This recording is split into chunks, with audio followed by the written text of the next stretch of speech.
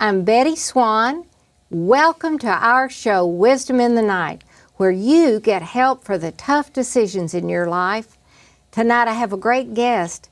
He is the retired founding partner of Computer Enterprises, Inc. and CEO of Barry Zungre, LLC. So hello, Barry Zungre. Hello, Betty. So did you start out the head of this, the founder of this, or how did you start out? Give me your background. Yeah, I'm from Pittsburgh, in a place called North Braddock, and I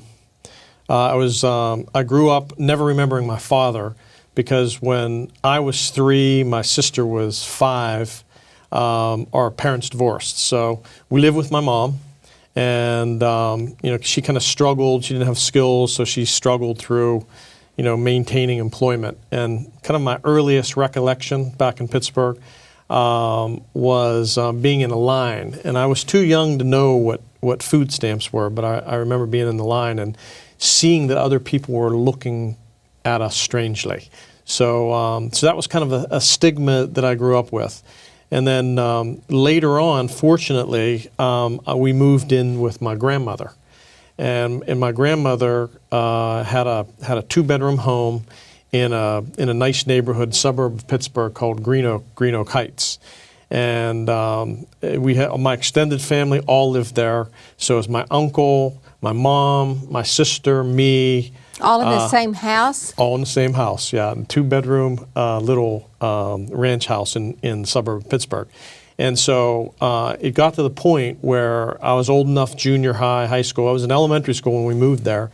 But junior high, I kind of survived it. I lived in the same room with my uncle, so I wanted more privacy. So my bedroom became the basement.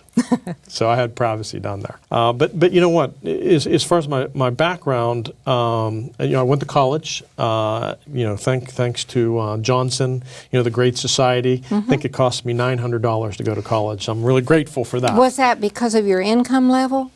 Yeah. So I went basically for free. Where'd you go to school? Duquesne University in Pittsburgh. Yeah. Yep. So went to college, and I didn't know anything about what I should prepare for. So I went to college for accounting, and I was just starting after I graduated to prepare for my CPA exam, and I thought, and I actually had a job where I was an office manager. It did not work out. My first job. I don't know if anybody else is like that, but my first job did not work out. How'd that make you feel when it didn't work out? Did you feel like a failure? Or did well, you just think... I felt like I really learned from it. I felt like I have responsibility to my employer, and the responsibility is to carry out their objectives. And so I can't allow a situation where I'm controlled. I have to manage properly. Of course, you have great relationships with the people that work for you and work with you, but you still have to get the job done for your employer. So I learned that, and so fortunately that never happened again. Yeah, but Barry, even there's people watching this show in the middle of the night. They're young. They've got their first job. Maybe they're going through the very same thing. Oh, yeah. And here you are saying, this is what I learned. And if they're smart and they're listening, they're going to perk up and go, is that what I need to do? Oh, yeah. And also, I would get advice from people, especially for your first job. Because, you hear the stories. The first job didn't go well, lost my job. Then I learned what it really was to meet the expectations of my employer. Talk to people who are in the workforce. Talk to parents. Talk to talk to people who have already had experience in the workforce. Now, how do you find find those people? Oftentimes it's your peers. Oftentimes it's your parents or a parent. Oftentimes it's extended family members, people that you respect. But definitely gather together. I'll tell you, if I've learned anything, is never abdicate decisions in your life, but have a group of advisors. I have a group of advisors that I use regularly. I'm 62 years old, and I don't make an important decision in my life without first getting counsel from my advisors.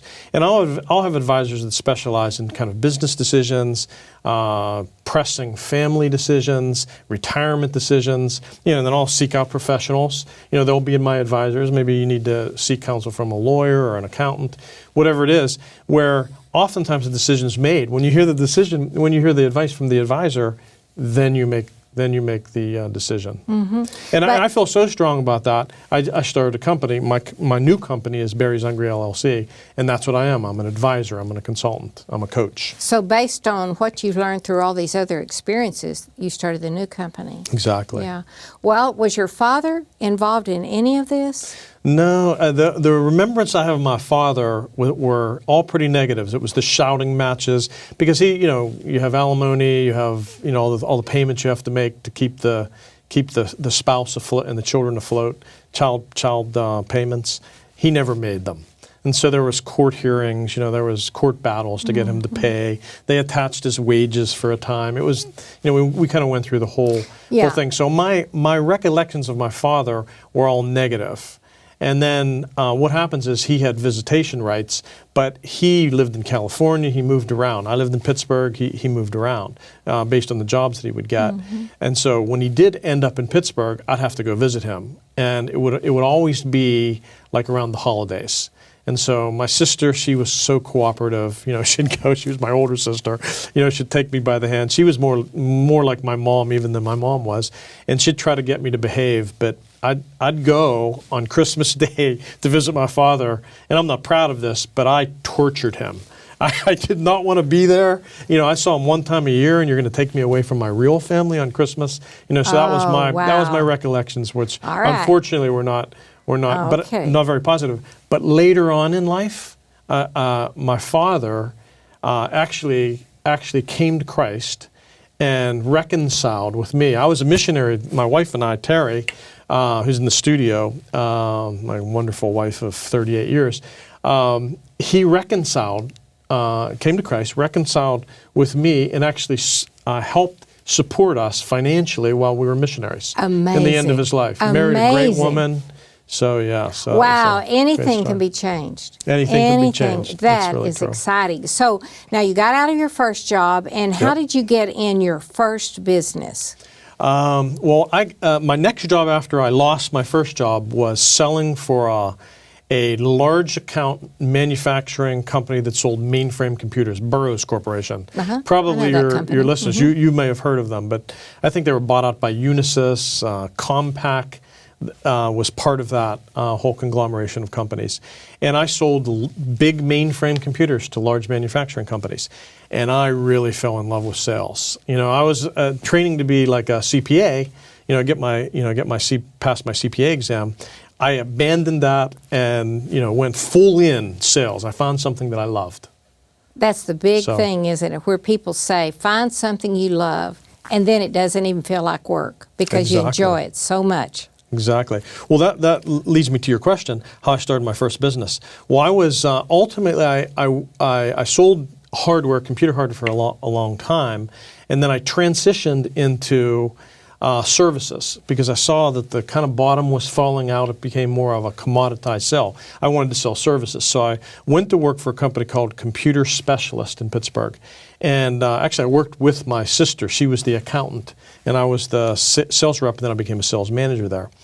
And so while I was there, I learned the business of software consulting. And I thought, I did really well. I think I made the owner a millionaire many times over. And I saw how to do the business. I mean, I didn't know the entire workings of the business, but I knew the important part, which is client relationships, client acquisition, and decided that I wanted to start my own company. And so I had sold software consultants, where consultants who go out and program for a business. They work for you, but they program for others. That was my company that was the company that I worked for somebody else. I met my partner. His name is Dakshinamurti Raja, and he was a manager for a Lockheed company in Pittsburgh. And he was just very personable, just a great guy.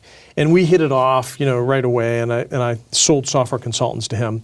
So I heard that he went off and started his own company. So over lunch, I said, let's go have a pizza. I have a proposition for you. So we met, and I asked him to change his company, join with me, and and would launch he'd be the recruiter, I'd be the salesperson, would launch a company, and that was the birthplace of Computer Enterprise Inc. Actually, we were so cheap, we didn't want to pay to launch a new company, so we changed the name of the company he had, Leather Enterprises, to Computer Enterprises Incorporated. Yeah, so wow. That was the beginning. And how long were you with him? We actually were in business from 1994 until probably about 7 years I sold. And I still consult to them, but I sold. And through that time, I mean, we became an Inc. company for fastest growing privately held companies with a 4,000% growth rate. 3 years in a row we were that. Good night. So we won all the local awards for fast growing companies. In we Pittsburgh? ultimately, You were in Pittsburgh? Yep. We were in Pittsburgh, and we had offices around the country. We still do. Well, they still do, I should say. I consult there now. I'm not an owner. I sold to my partner. But when I left, we were about $42 million in annual revenue, very profitable, and now I think they're about $48 million at the end of this year. Still going then. They're still going, still prospering, still doing very well. Now, you said something about being a missionary? Oh, what yeah. was that? Right when I had this job with Burroughs where I was selling mainframes, you know, I'm the hot guy selling mainframe computers, you know, meeting with Fortune 1000 companies in Pittsburgh, you know, very, very great job. And I became a missionary because, you know, I actually came to Christ. Now, maybe you should tell how that happened. All right, sure. Yeah, no, I'd be happy. My background, I didn't have a very, you know, kind of an auspicious beginning in religion. My first recollection of religion was my family was Catholics but never went to church, so we never darkened the door of a church. But I remember one weekend they decided they would take me, so we went to the local church in in Pittsburgh. And I remember they sent me off. They went to the church. They sent me off to the children. So, and they gave me money, and they said, "You got to give this money." And I'm a young kid. You know, I was probably 6, 7 years old. I don't remember. But they gave me this. I remember they passed around this to me, which seemed to be this immense plastic church, and they told me to put my money inside the church. And I said, I'm not giving you my money. And no matter what they did, I'm very proud to say I did not give my money to the church. So that's my experience with religion. But what happened? I went to a reunion, like a class reunion. I don't know, the 20th or whatever it is. And I had a friend there, and I didn't recall this story. He told me. He said back in 1974, we were on our way to see a movie downtown Pittsburgh at the Warner Theater. We were going to see The Exorcist. Oh, my. And I was drunk. You know, I'm not proud to say I was drunk. And I threw as we were driving through the tunnels to get into Pittsburgh, I flipped the bird at a cop. So he was really worried we would get arrested. Fortunately, we didn't. We made it to The Exorcist. And while I was watching The Exorcist, I was terrified. I knew that this was true. I knew there was something out there besides me. And I was very much afraid because I knew that I was not in a place that was a good place with God. You know, so 2 weeks after that, you know, I accepted Christ.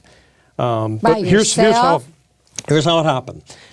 Every night I would go, me and my friends would go to this athletic field, play sports. Unfortunately, we'd get high. And after that, me and my friend, Jimmy Turner, went to a cheerleader's house. So we didn't know they'd be there. We knocked on the door. Fortunately, she was there. She invited us in. We thought, oh, this is great. And lo and behold, somebody that was kind of my enemy in high school was there. Janet Kern. Now it's Janet Harbury. They're lifelong friends. And she didn't like me in high school. And she was very negative, like not very ambitious. I didn't like her very much either. But she was very optimistic. Then she started talking about Jesus, and she started talking about how you could know him, and I know him, and somehow I knew that was true. And I was high, right?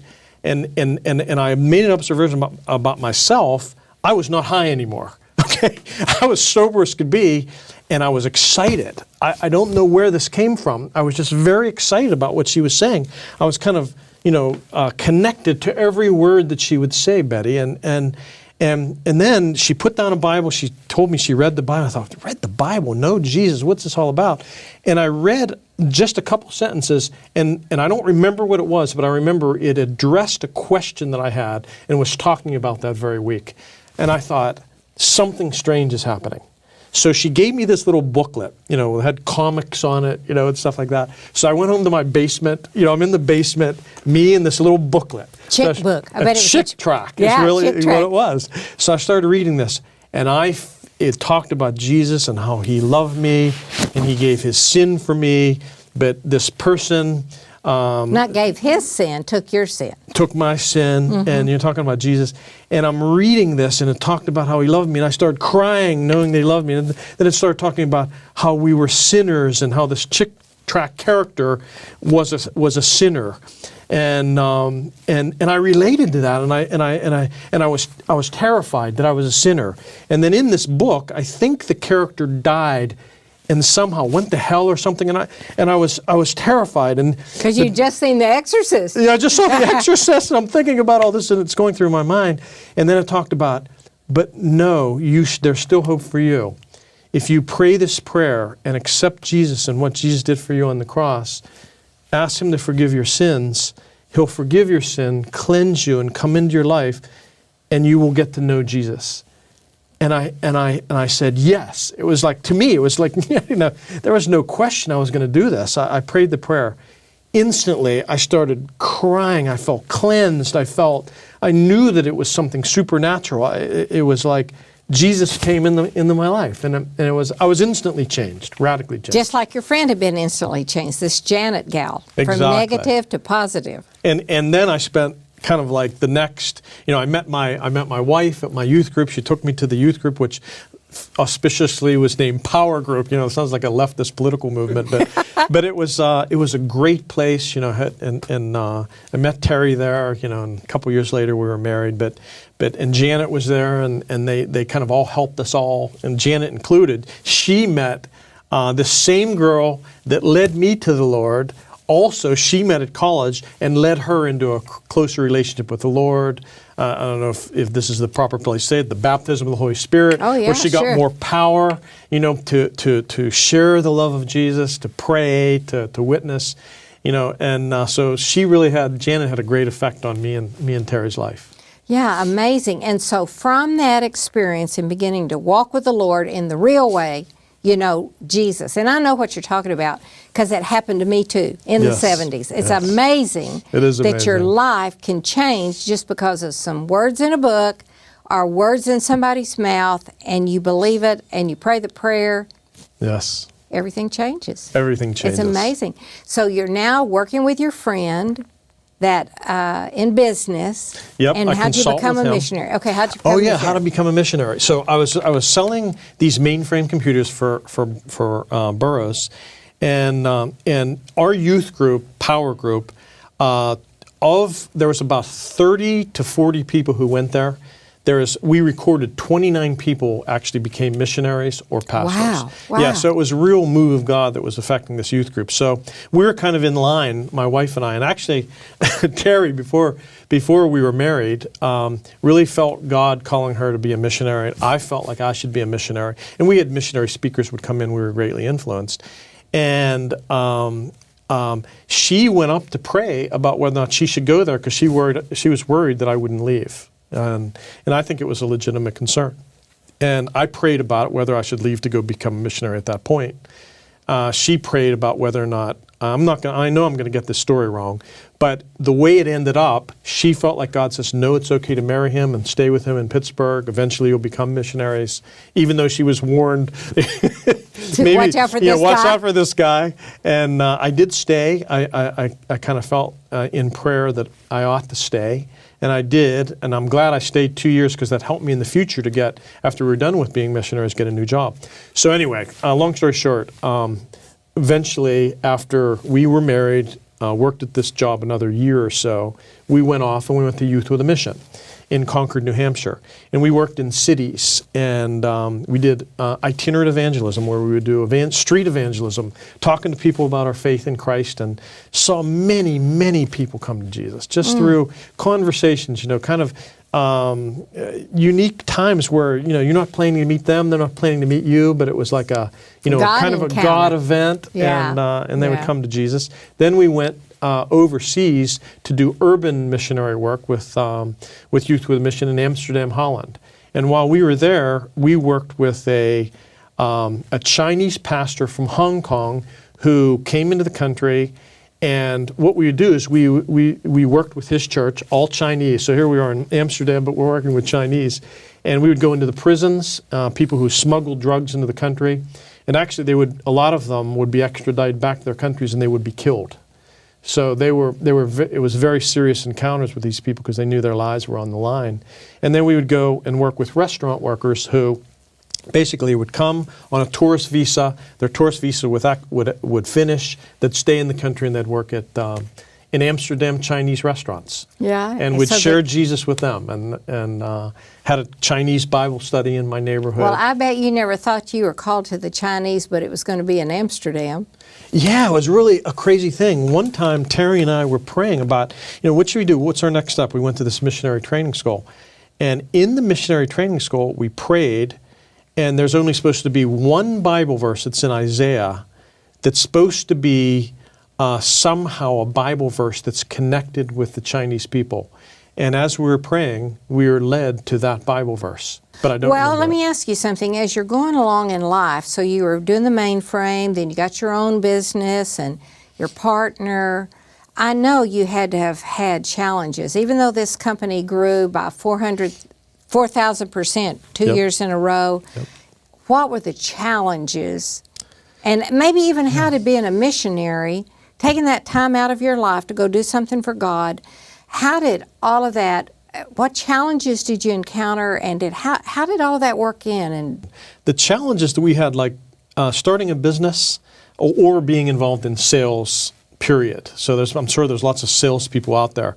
You're facing failure every day, 80%, 90% failure. No, I don't want to talk to you. No, I'm not interested. No, I buy the safe product and yours is not. That's how it was with business. It was way more failures than success. Really? Oh yeah, far more failures. And it was kind of, you put the small group of successes together and ultimately you gain momentum so that ultimately, it's a strange thing. It's harder then to fail than to succeed. In the beginning, it's way harder to fail than succeed. Success is rare.